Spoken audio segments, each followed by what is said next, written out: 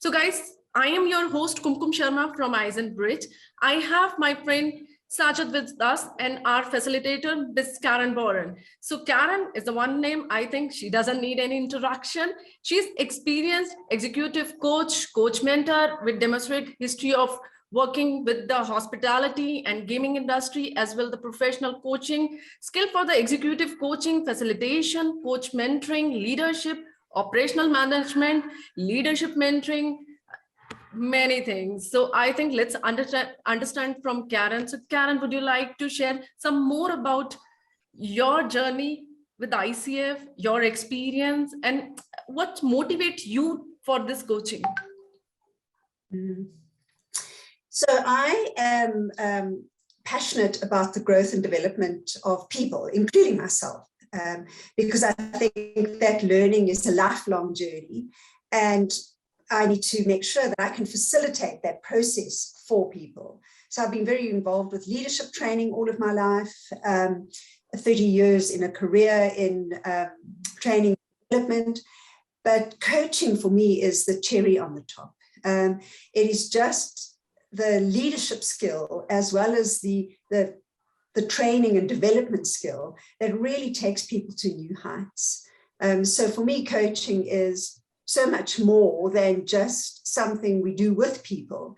It's a journey that we take people on to, or that we travel and partner with people on, so that they can reach their full potential. Perfect. Sounds really great, Karen, and thanks for sharing this. And yeah, I know you have a rich experience of coaching, mentoring, everything. And as I worked under you, so I know, I mean, you have different level altogether. So just before starting my questions, guys, I have received few questions from the participants. Maybe they are part of this session and maybe they are not part of the session. So on behalf of them, I'll ask questions and meet Sajid. Sajid was a part of last ICF class, and Sajid is in the journey of finishing his ICF-ACC certification very soon. And he is, I think, dealing with some very specific questions related to the exam. So we'll definitely come up with all these things, but before jumping on the exam related things, there are many more things to understand before this exam related questions. So Karen, I just wanted to start with the basic thing. Okay, so let's start with the ABCD of the coaching. So what is this coaching in a simple words? Yeah. Please explain us. Yeah. So coaching is partnering with, and you might be partnering with your client, or maybe even partnering with a team member if you're a leader who's coaching, in a thought-provoking and creative process that really inspires them to maximize their personal and professional potential. So there's some things that coaching is not, okay? And coaching is not telling people what to do.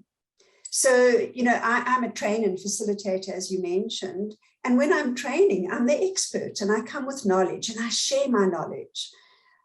Sometimes I'm in a management role when I'm managing people, and I might be telling them what to do and, you know, setting expectations and measuring them against that. And again, that isn't coaching.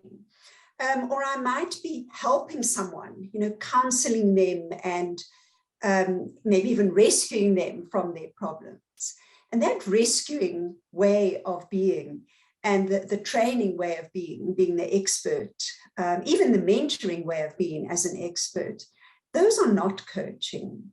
Coaching is about partnering with a level of curiosity that you want to learn about that person. And our belief as coaches is that the person I'm coaching has got all the answers. My role is to make them, as a coach, my role is to assist them to make new connections and be able to see new ways as they find their own way through that process. So coaching is the ability to sit back and allow that person the freedom to think for themselves and to expand their thinking and really just fulfill their potential. So it's really important that as coaches, we understand that we don't have to be the expert. We can let that go. The same way as a manager sometimes has to be the expert. We let that go. What we become is the expert at asking questions, being curious, and encouraging new thinking. That's great. Sounds lovely. Asking questions. So what do you think, Karen? Is it easy to ask questions? Say it's easy, and I know this is one of the things that many new coaches find really challenging, because, you know, from the time that we are little, we learn to tell people things. You can watch 2-year-olds playing and they're giving each other instructions. So our natural way very often is to tell people.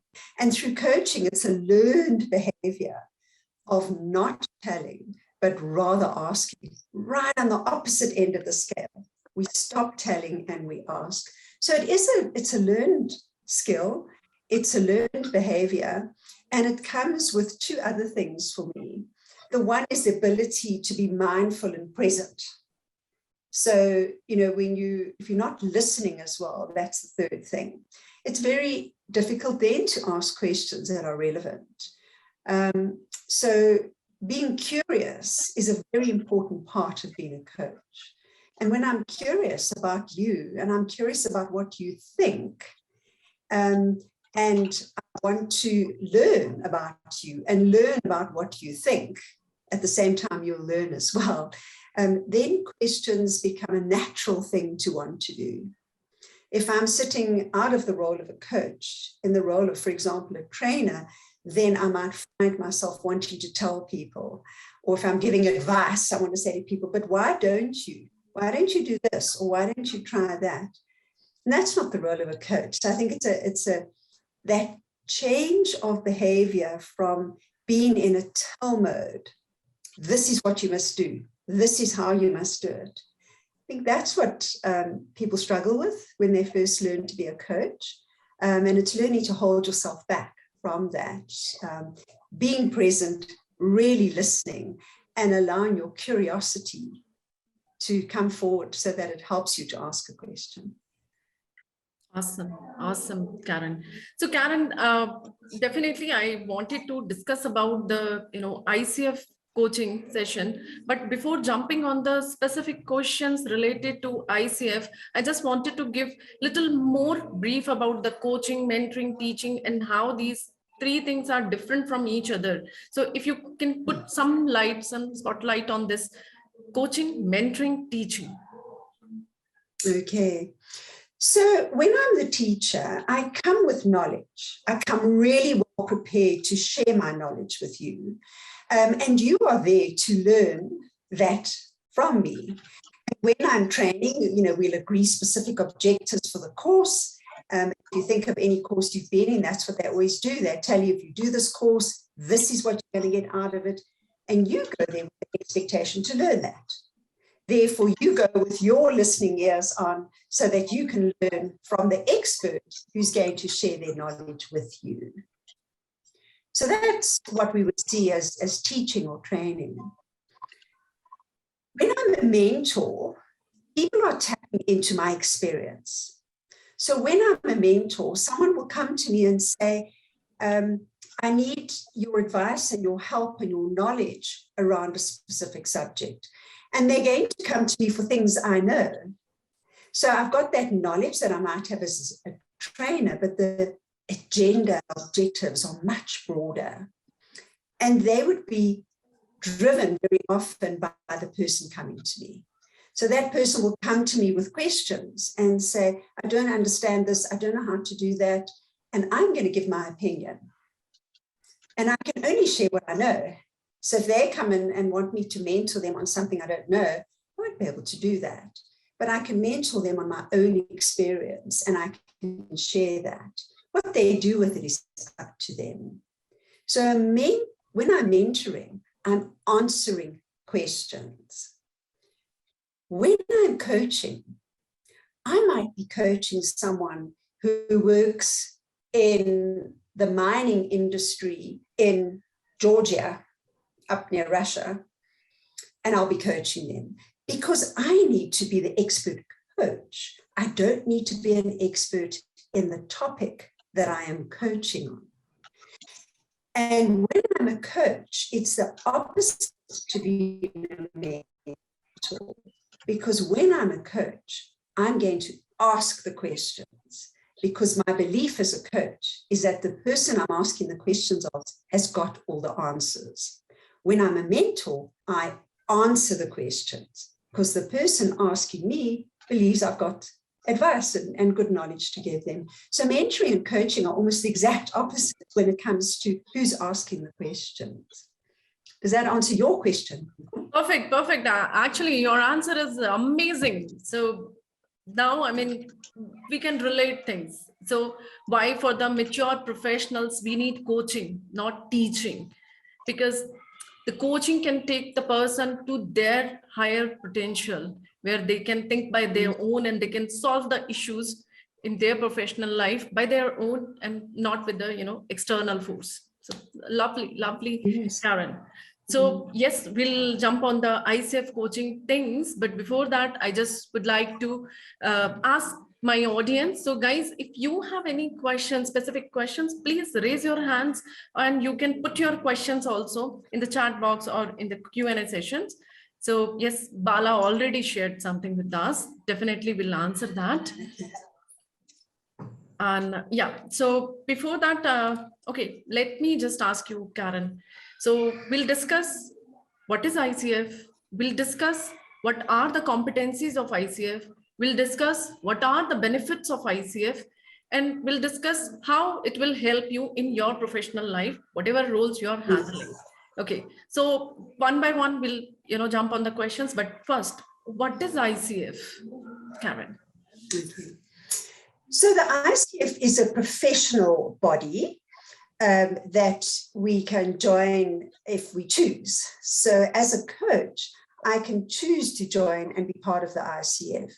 And they, as a professional body, have set standards of coaching. So when coaching started many years ago, there was nothing like that. So anybody could do anything and just call it coaching. So the ICF set standards, the International Coaching Federation set standards of what coaching can be measured against. And also just putting some, rules of the game in. We know if we go and we play a game like tennis, if you take away the net and you take away the lines and there are no rules, suddenly it's actually not so fun anymore. Who would really want to play if you're just standing on a court doing whatever you like? And so I think there's a need to have structure and rules and processes that really just raise the bar. So we can run around a tennis court frantically just hitting the ball, or we can have the lines of the court, the net, which gives us some structure and challenge in order to be able to raise our own game to meet the standards that are required. So the International Coaching Federation started so that coaching could be considered as a real profession against which there are standards that can be measured, so that as coaches, the bar is raised and is kept at a consistent standard. Perfect. Thank you very much, Karen. And as Bala dropped one question and he's with us for 30 minutes, he has some important work. I would like to request you, could you please take his question first? So it's actually the lovely thing he shared. So you want me to read for you, or Karen, you have the access of Q&A? Please. Okay. Yeah, you can read for me. Okay. So it's a lovely scenario he shared. And that's what even I wanted to ask you. While having a coaching session, sometime I tend to have experienced similar scenario, what the coaches say, and I have important advice to share to the coachee. Can a coach occasionally share his experiences with coachee? So the key word that you've shared there is occasionally. And I'm going to share an example with you that just shows us that before we jump in with our own advice, we must understand that everybody's circumstances are different. And I think the best example that we can all understand is getting fit. So for some people, getting fit means going to the gym. And it's easy. They get up every day. I mean, I have a friend who goes to gym at 4 o'clock in the morning, 5 days a week. Now, I wouldn't go to the gym 4 o'clock in the morning one day in my lifetime. It's just not what I would do. So to her, that is what getting fit means, going to the gym. Now, if I go to her and I say, I really want to get fit, and she says, come on, you must go to the gym 4 in the morning. It's good for your health and it's a good time and the gym's quiet and all of those things. Let me tell you, I'm not going to get fit because that doesn't resonate with me. But if she responds and says, okay, so let's unpack you getting fit. What are the things that you do enjoy? And I could say, well, I enjoy, which I do, I enjoy walking my dog. She'd be like, I guess how often do you walk your dog? Maybe once a week. What would happen if you increased the number of days you walked your dog? Would that get you fit? And there goes the conversation. So although we might believe that our advice is really good and it's sound, and we can make sure that we can solve this problem for our coachee, the challenge is the context and the motivation. So if my context is different to my colleague, so for example, the colleague I was talking about, the friend, she gets up at 4 in the morning. She's really happy to go to gym. She doesn't have children, and so her lifestyle is different. I'm a mother. 4 o'clock in the morning is not a good time to be going to the gym. And so the context is different. The motivation, the desire is different. And at the end of the day, there's something in me that's going to resonate with getting fit. I have my own answer. That's what I need to find. So as a coach, the very last resort, when someone is just completely stuck, we may ask permission of a suggestion. So we may say something like, okay, so I can hear that you're really not thinking of any way to get fit. Would going to the gym be an option for you? And the coachee has the right to say yes or no. No, that won't work for me. Or they might say, okay, let's talk about it. You can say, yeah, so, would you be interested to go to the gym, sign up, you can have a personal trainer, they'll support you, and you could have that conversation. But it comes from a place of permission, first of all, may I share it? And also offering. So we don't give advice, we might offer a suggestion. So I trust that answers your question. And I know sometimes it's burning in us to really want to say, but I had this problem and this is what I did. But I hope that example really showed you that although you might be passionate about something, is your coachee passionate about the same activity? And that's really important for us to remember. Perfect. Sounds great. So Bala, are you happy with the answer? Yes. Or you have any follow-up question? So just feel free to if you have any follow-up questions. But thank you for that. And I see amazing. This was amazing. Yes, yeah. So guys, if you have any questions, please just post your questions. I'll include your questions as well. And meanwhile, we'll just discuss about the competencies, because I think we have reached that level where we understood the coaching. We understood what is the difference between coaching, mentoring, and now we understood what is ICF. So now, what is this ICF-ACC and what are the core competencies of ICF-ACC? Thank you. So the ICF, I'm just going to answer that in two ways, if I may, because I'm answering two questions. So the ICF certifies coaches, and you can be certified at 3 different levels. So the one that Kumkum has just mentioned is what we call associate certified coach. You also get a professional certified coach, which is what I am, and then you get a master certified coach. Now, all of those different certifications have different requirements. So it's a bit like if you are, let's give an example, maybe you are a doctor, and many doctors have to register with the medical association of their country, but then they can go on to specialize. Yeah? And they can raise their bar with different things. So I don't want to underestimate what a doctor goes through with learning, but it's the same sort of thing of joining a professional body, and you can have different levels that you join it at. So associate certified coach, professional certified coach, and master certified coach. And all of them work with the same 8 competencies.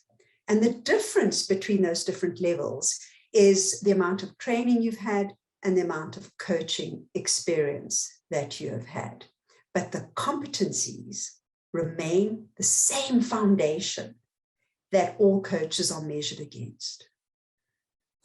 So the 8 competencies, the first lot of competencies talk about sort of the foundation of coaching. So there are 2 competencies that look at the foundation of coaching. Where does it come from? What is our mindset? Then we have competencies that look at the relationship between the coach and the coachee. So there are 3 competencies that look at that. Then there are competencies that look at communicating effectively. And there are 2 competencies that look at that. And the last competency looks at learning and growth. So the 8 competencies are grouped into foundation, into the relationship between coach and coachee, into communicating effectively, and then cultivating learning and growth. That's the 8 competencies groupings, the way they are into 4 different groupings. So I'm not sure how much detail you want me to go into the actual competencies. Kumkum, shall I add a bit more there? Yeah, Karen, I mean, if you can, I mean, it's just a request. Okay. The rest up to you. Yes, okay. I just don't want to give too much info and everybody's like, oh. So yeah, so the foundation competencies, the first one is about ethical practice. And the ICF has got a code of ethics that as coaches we have to subscribe to. And it's about, do we understand that? Do we consistently use the competencies when we're coaching? Are we honest in our interactions with our clients? Are we sensitive to them? Because when we're coaching, the focus is on them. And so we have to be respectful to them and to the different stakeholders that might be involved.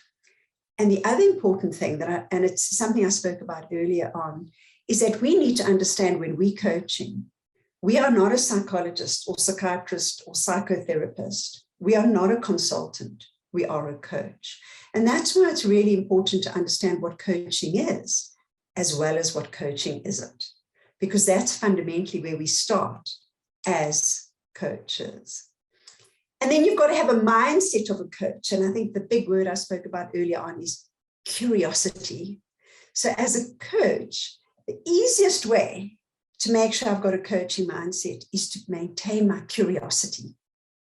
So not become the trainer and want to tell someone, but to maintain that level of openness and focus on the client and that curiosity so that I can embody a coaching mindset, which is what the competency is. And then, of course, as a coach, I have to make sure that I'm also learning and growing, because I can't expect my client to learn and grow all the time and not have a mindset of myself to learn and grow. Then when we co-create the relationship, the one important, one of the competencies, establish and maintain agreements. And the agreement could be with the company who has brought the coach in. The agreement is about the whole long-term relationship of the coaching, but the agreement is also about that particular session. What is our focus going to be on? So it goes from high level, having a client bring you in and logistics and fees and that, down to what is this coaching series, however long it might be going to be about, and then right down to how are we going to behave and what are we agreeing in the particular sessions. So establishing the coaching agreement is across different levels. Then we must make sure that we cultivate trust and safety, competency number 4, to make sure the client feels safe. they're going to share a lot with you. They're going to tell you what they might feel secrets, their vulnerabilities. And we need to make sure as coaches that they feel safe in doing that. And of course, confidentiality comes in here, which is really, really important. But also acknowledging them. We have to stay present. We have to maintain presence. You can't be coaching and then, I don't know, you answer an email or get distracted. And you asked me earlier on, is asking questions difficult?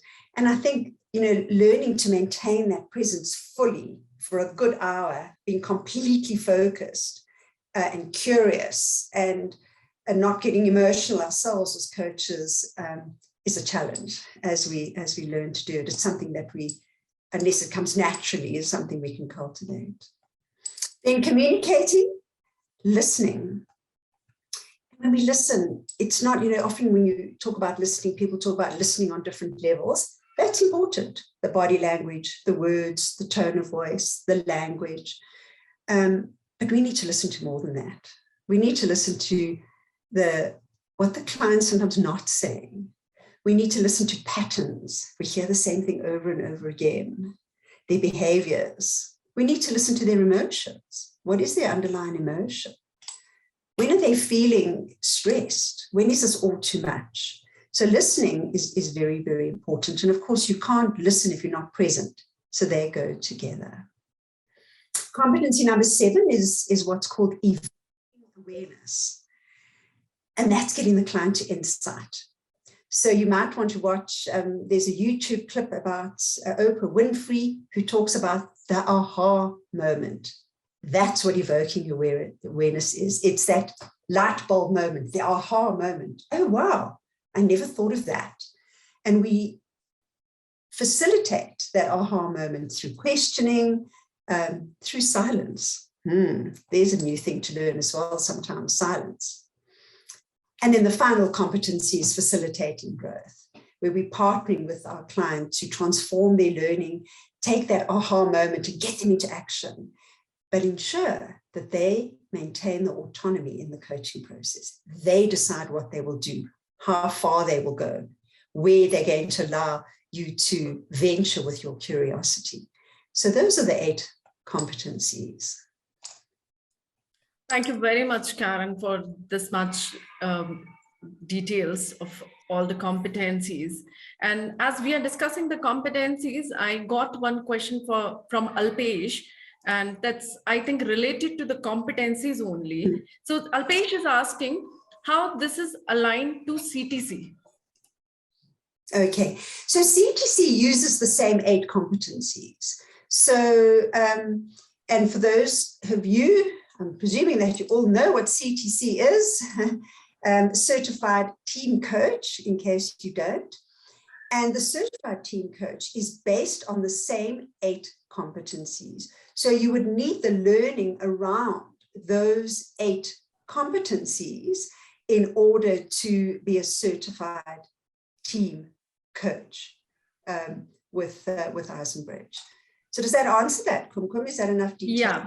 So those who are not aware about the CTC, so let me just share the detail about CTC. CTC is the certification by Scrum Alliance. So this certification is not based on any training, okay? So before joining, so you have to fill the application, and filling the application, you need the help of your mentor, and mentor will help you, about how you should fill the application, and, but your 8 competencies, ICF competencies, you have to learn before that joining the mentoring. So in mentoring, mentor will not teach you the 8 competencies. So if you're planning for CTC, you have to just learn about the 8 competencies of ICF first. So Alpesh, you let me know if you need any further details about this, and as we are connected over the LinkedIn as well and over the WhatsApp as well, so we can discuss more details about it. So yeah, I am seeing the, different governing body is also giving the importance of the 8 competencies. So of course, this makes sense. Yeah. So now I have 2 more questions, which is asked by our audience. So yeah, the first question I'll read for you, Karen. How to determine when to coach versus mentor versus training? So I guess the training one's the easiest. So when someone does not have skill or knowledge, we train. Okay? So if someone doesn't know how to do something, we would train. When someone comes to me and they ask me for mentoring, in the conversation, just listening to them, we spoke earlier on about one of the competencies being active listening. In listening to them, if they are open to it, and I can hear that they're not really looking for mentoring, what they're looking for is a sounding board because they've got their own answers. Then I'm going to say to them, what about coaching? So, and that sometimes happens. Someone will make contact with me and they'll say, please, will you be my mentor? And then they arrive for their first session, and in chatting to them, I'm like, this person has got loads of potential. They've got all the answers. And what they need is that confidence to just tip them over into being able to make those connections. So that's when I would realize that it's time to coach, when I really feel they've got their own answers, they've got the potential, and maybe they just need that bit of direction or motivation or confidence in order to achieve their full potential. I would definitely coach. If the person is feeling that they are not quite competent or confident yet, and they don't really have their own answers, I would start with mentoring. However, again, if I feel that in there's the potential, I would swap over. So yeah, and remembering as well that it is the client's choice. So whilst I would recommend sometimes and say to someone, look, you think you're looking for a mentor, I really believe you have your own answers, you've got a load of potential, would you be open to coaching? I'm going to allow them the choice either way.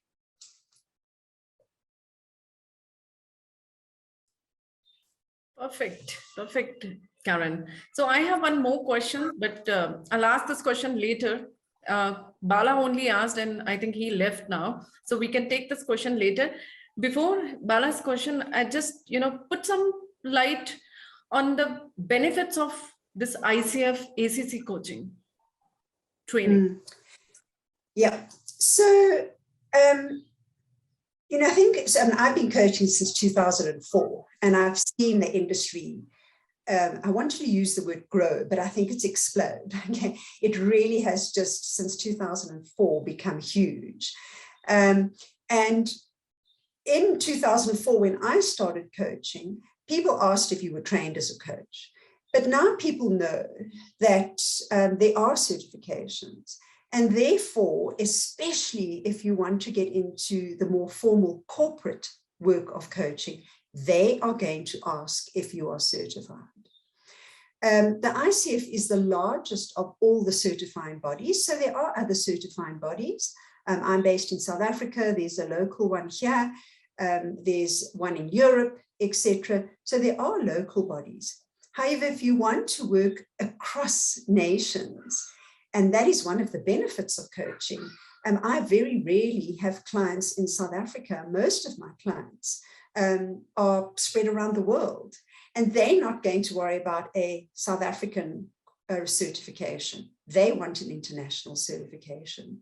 So the benefit of having an ICF certification is that it opens up the world for you to coach in.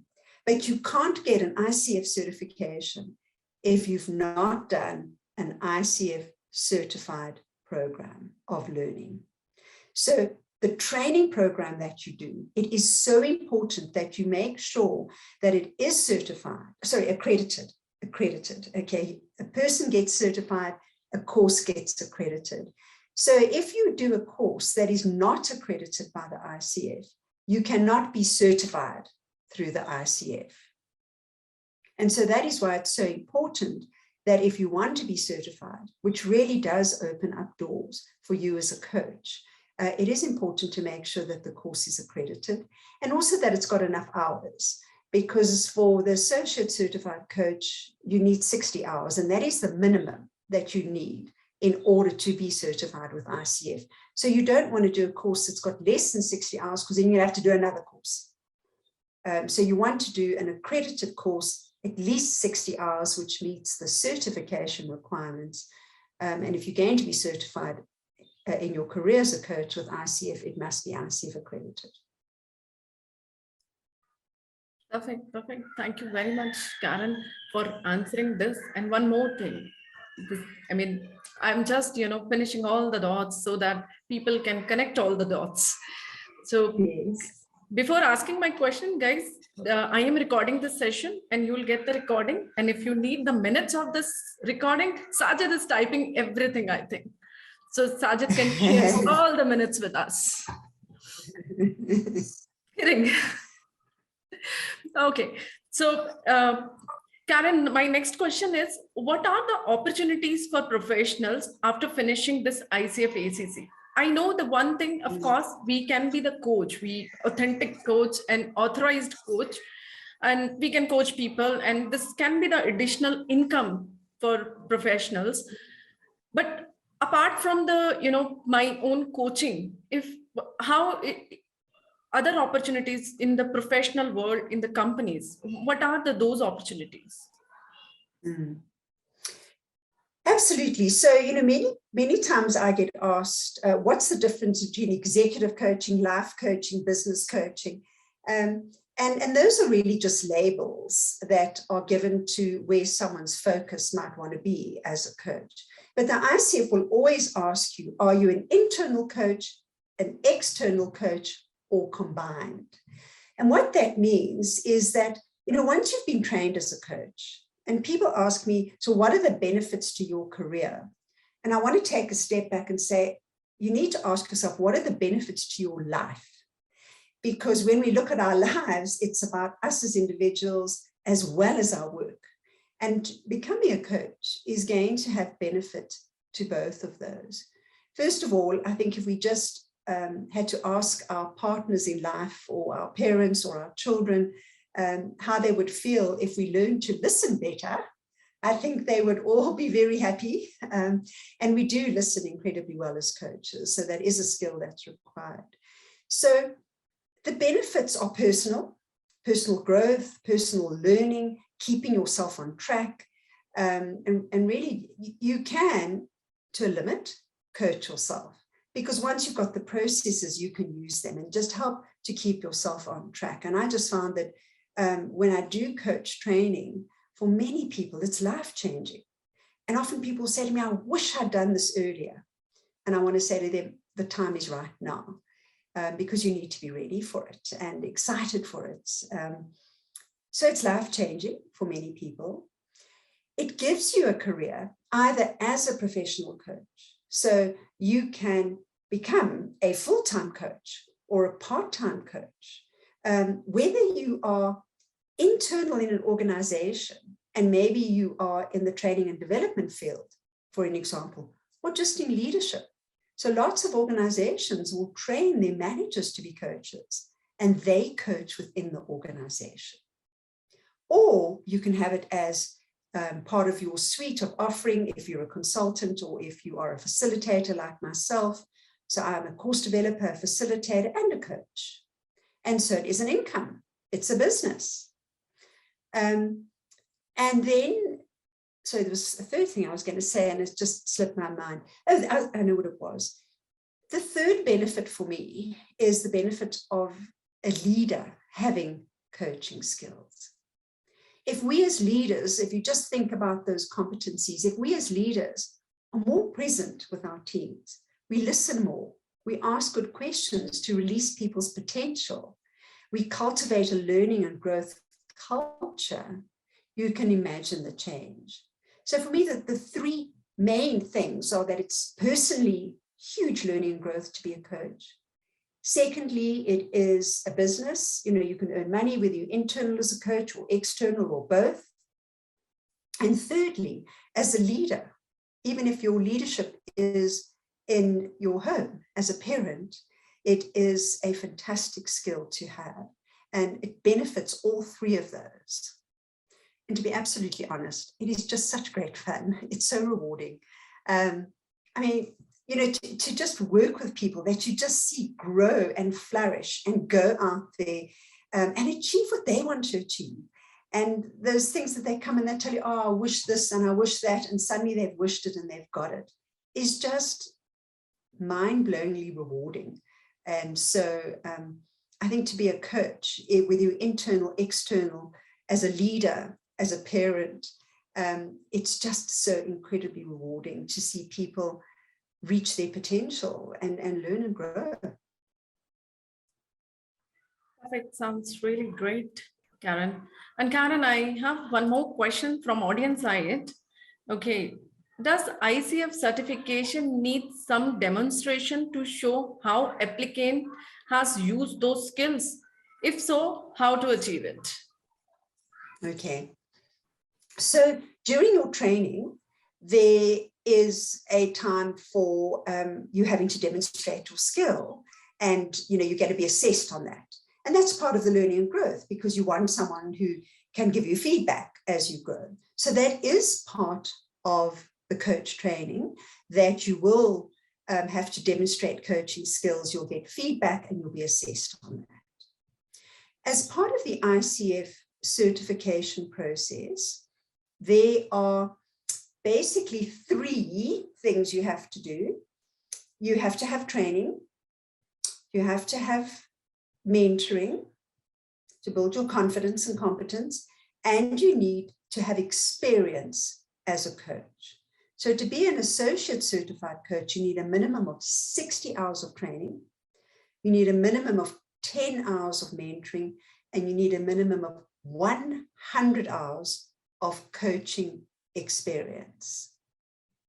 Once you've got those, at that point you would apply to be certified. And when you do the application, they are going to ask you to upload a recorded session, the same as you did during your training. And the reason for that is that they will have assessors who will look at it. And it sounds scary, but it's a wonderful learning process, because if you've really learned your competencies and you've had good mentoring, you'll be ready when you do that TED session. The competencies will all be demonstrated. You send that recording.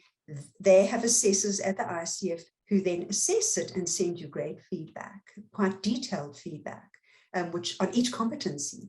So your practical experience, your 100 hours of coaching experience, is in effect assessed through a recorded coaching session. And the other thing, once you apply, is they're going to check your knowledge through a knowledge assessment, which is linked to your training, and it's linked to the competencies.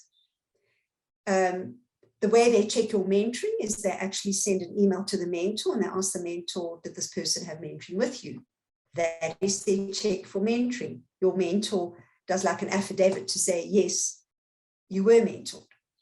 They check your coaching experience through assessing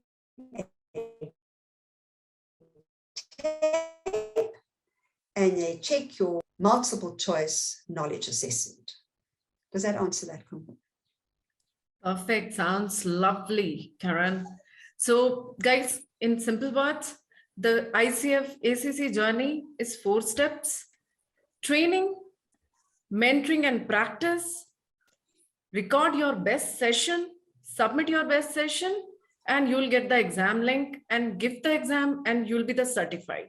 So as we reached on exam, so now I'll give the opportunity to Sajid to ask all the exam related questions, whatever. I know, Sajid, you're upset with me because I didn't give you a chance. This is last 13 minutes we have. So please ask your questions. So guys, let me introduce Sajid again. Sajid was a coach earlier also. Recently, he finished his ICF with Karen, and now he's into the mentoring session. He'll finish his mentoring shortly, and then Sajid will submit his best recording to ICF, and then they'll send him exam link. So now he's thinking about exam, and that's why he come up with a very good questions, exam related questions. So Sajid, all yours. The session is yours now. I'm just taking some rest. Okay. Can you hear me? Am I audible? Yes. Perfect. Okay. I'm not upset, Kumkum, by the way. I was happy enough listening. A lot of my questions were answered. Thank you, Karen, as well. Okay. So, Karen, I've just got a few questions that are related to the exam, and also that will help me during my mentoring as well. So we spoke about at the start of the session that the coaching is about partnering with the coachee on a thought-provoking journey that will inspire to maximize potential. Now, to do all of that thought-provoking, what's the importance of powerful questions during that journey with the coachee? So powerful questions are there to encourage thinking and to expand the person's thinking. So I think the best example is going back to that gym example. When we say to someone, they say, well, I want to get fit. And we say, well, what are you thinking of in terms of getting fit? It's going to be go to gym, but I hate gym. But when we start asking them, what other opportunities are there? What else have you tried? What have you seen other people be successful at? What are your interests? How could you use your interests in order to get fit? Those questions get them to start thinking differently. And suddenly that first reaction, whether it's, I want to get fit, but I hate gym, it could be, I want to open my own business, but I'm nervous. So it could be something really big. I want to move countries, but I'm not sure. It could be something like that. And their first thought is the but. I want to but. And so what we deal with is to challenge the thinking around the but and resource them in terms of their own thinking. So your questions have to be very broad, open to encourage thinking, and not closed. Have you tried this? Have you done this? That would be a closed question that is more suggestive than an open question. What have you tried? Okay, perfect, Karen. So just leading on from that, you mentioned about we don't, correct me if I'm wrong, we don't want to ask the questions like, what are you thinking of? But rather ask questions like, what else? I suppose it's so contextual, So a good question might be, what is the outcome you're looking for? Yeah. Someone says, well, I want to get fit. Well, what is the outcome you're looking for? What does get fit mean? Because that can also be skewed. And so when they have clarity on what get fit means, then it's easier to close the gap. Yeah, I got it. Excellent. So leading on from that, paraphrasing and summarizing play an important role in when you ask questions and getting their feedback back. What's the difference and the role of paraphrasing and summarizing? Yeah, so they would be used at different times. And generally paraphrasing is I'm going to take my own words, and I'm going to give it back to you in sort of a new way. I'm going to take what you said big, and I'm going to give it back to you in a different way that maybe makes you even think a little bit. Where summarizing generally is just saying, this is what we've covered so far, or this is what you've put onto the discussion table so far, and we would summarize. And in effect, both of those could be done either by the coach or by the client. It doesn't always have to be the coach who's doing that. So we might want to ask the client, so where are we in this conversation? Could you summarize for me where we started and where we are now? That helps them as well to clarify their thoughts, or I might do it for them, whichever is more appropriate at the time. Excellent. I think you mentioned a key point there, Karen, asking the coachee to summarize. Okay, so as a coach, we need to think between asking questions. What's the effect of silence playing during that role as we think?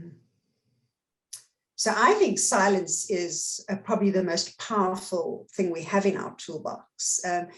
because silence allows the coachee to go into their own head.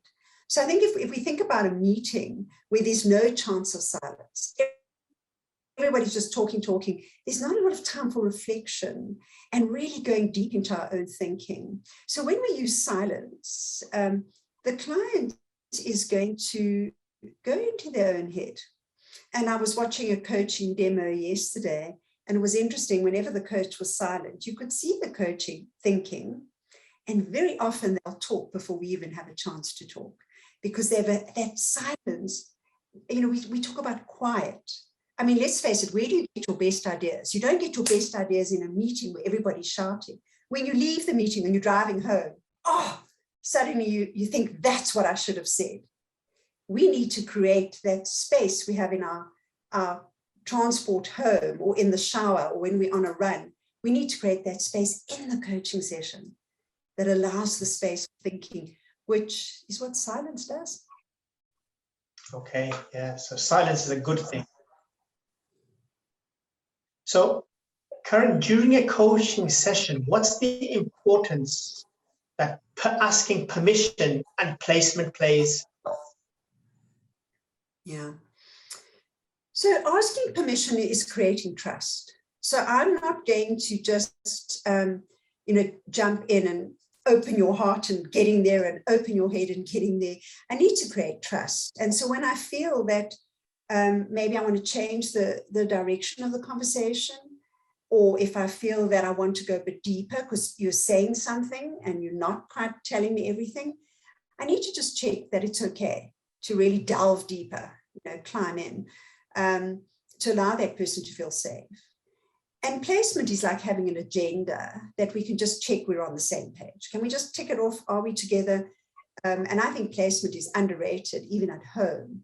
So often we don't know what's going on around us in an office or at home because people don't do enough of that. It just say, listen, this is the plan for the day. That's what we do with placement. This is the plan for the session, kind of gets us on the same page. Okay. And we also talked earlier on about presence and how important it was to maintain presence. But reality is sometimes we can lose our presence, and as a coach, we can go into our own thoughts. So what happens if a coach loses presence just for a slight moment and misses the conversation? Yeah, and I think that the first thing is great if they realize they have. That's the most important thing. So if you realize you have, there's a few things you can do. You could ask the coach, you just say, could you just backtrack to what you were saying? We might ask them to summarize. Or we might just bring ourselves back fully present and catch up with where we are. So, I mean, as you say, if it's an hour session, there's going to be at some time where you're just going to maybe for a moment or two lose it. And I think that, again, there could be a silence that's full. That's okay. That's okay too. That we don't have to. So coaching is not an interrogation, light on pumping out questions. Okay. Sometimes it's okay to just take a step back. Karen, I always like you when you say that's okay, so it makes me feel really, really good. So thank you for that. Karen, during your explanation, you mentioned about what the coach is not saying. That's what the coachee, when the coachee is not saying, that's what the coach needs to look for. Are there any techniques that a coach can do? Yeah. So I might say to the coachee, I might be as director saying, I can feel there's something troubling you. What is the real challenge that you're dealing with here? Would you like to share that with me? So I might confront the coachee directly, or I might use that silence that gives them a chance to think about, do I actually want to share this or don't I? I might just give them that space. Okay. And one final question, Karen. I know I've asked so many questions. This is related to the exam. So part of the exam, we've got to go through the code of ethics and the competencies. And one way, what I've been doing is reading these on a daily basis, so I understand them. But sometimes when you sit an exam, you can easily miss, you can easily forget some of these code of ethics and competencies because of the pressure you're under. Yeah. Is there any other way, rather than just reading them daily, that the exam would be, say, easier? Practice them. So when you're coaching, when you're in conversations, when you're in meetings, practice them, because then you will know what they are and what they're not. So if you are practicing presence throughout this whole session, you get a feel for what it is, because the exam is 155 multiple choice, a little bit close, okay? But I think sometimes when we know what it isn't, so when we've practiced presence and we've practiced active listening and we know what it isn't, it helps us then to, when we're looking at a multiple choice question, which ones we can knock out, okay? I must be honest, Sajid, out of everything, the 60 hours of training, the 10 hours of mentoring, the 100 hours of coach practicing, the recording, for me, the assessment was actually the easiest part, because I think those competencies become part of who you are. I do think when you do that assessment, give yourself the full 3 hours. It normally only takes 2 is their average, but give yourself the 3, which allows you a bit of extra time to have a bit of quiet and read the questions properly. And the last thing is, worst case scenario, if you have to do it again, it'll cost you $75, but you can do it again. Okay, so in essence, it's practicing those ethics and competencies through our daily routines, our daily activities. Thank you, Karen. That's all the questions I had. Thank you for answering them all. Pleasure. Thank you. It's always lovely to see you and engage with you. Thank you, Sajid. And Sajid, actually, I got confused because I was under the impression you are going to ask exam-related questions, but all questions were mentoring-related questions. Only the last, which Karen added by her own, how difficult is exam, which I was thinking to ask, and she answered after the training, mentoring, 100 hours coaching practice, assessment is just a formality. So yes, even I was thinking, like, after 60 hours of training, 100 hours of practice, 10 hours of mentoring, of course, I mean, then definitely we can learn. Yes. Great. So Karen, any last minute thought would you like to share with our audience? So I became a coach in 2004. It was part of my job. Everybody was doing it at that time because I was in training and development. It was very new in South Africa, and I went and did it.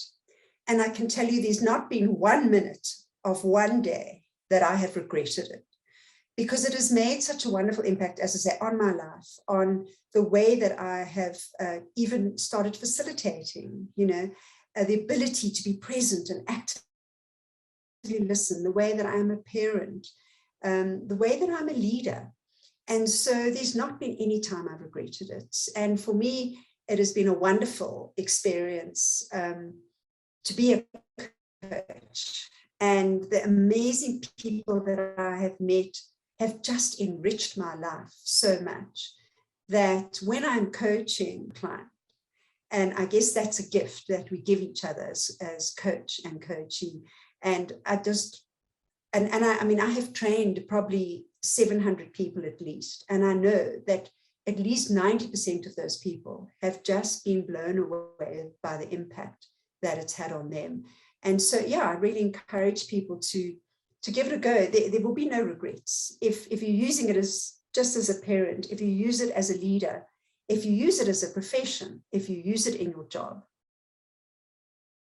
you're not going to lose anything. You can only gain. Awesome, awesome. Love you for this, Karen. Thanks for sharing this. So guys, if you are also passionate about coaching, if you really want to select coaching as your career, or just you want to as a part-time career, so just contact me and we can discuss. If you like the competencies, yes, enroll for ICF. And I think most of you already connected with me. So just let me know if you would like to discuss further on this. And thank you very much for joining this session and adding value and asking lovely questions. Thank you very much, Karen, for adding value and sharing lots of things for us. And thank you very much, Sajid. for asking all the mentoring related questions.